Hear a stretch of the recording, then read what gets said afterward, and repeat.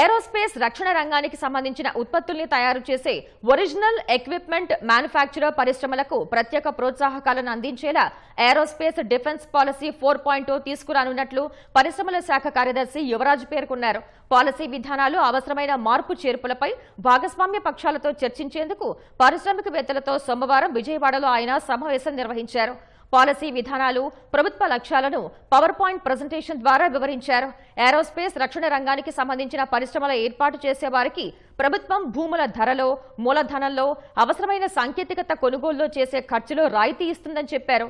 ముసాయిదా పాలసీపై భాగస్వామ్య పక్షాల అభిప్రాయాలు సేకరించినట్లు ఎంపీ కేశినేని శివనాథ్ తెలిపారు. డిఫెన్స్ పరిశ్రమలకు హబ్గా ఆంధ్రప్రదేశ్ను తీర్చిదిద్దుతామని పేర్కొన్నారు.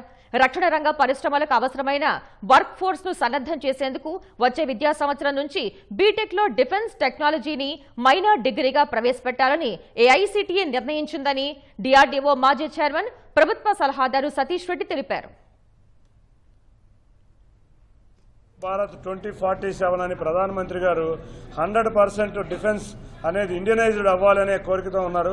కాబట్టి దాంట్లో భాగంగానే గౌరవ ముఖ్యమంత్రి స్వర్ణాంధ్రప్రదేశ్ 2047లో డిఫెన్స్ పరిశ్రమలు, డిఫెన్స్ క్లస్టర్లు, ఎందుకంటే ఇక్కడ మనకున్న సముద్ర తీరం మనకు ఒక అడ్వాంటేజ్.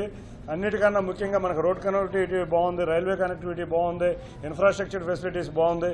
ఈ అన్నిటితో రాష్ట్రం ఇవాళ డిఫెన్స్ పరిశ్రమల్లో ఉండే విధంగా పాలసీ తయారు చేయబోతున్నాం.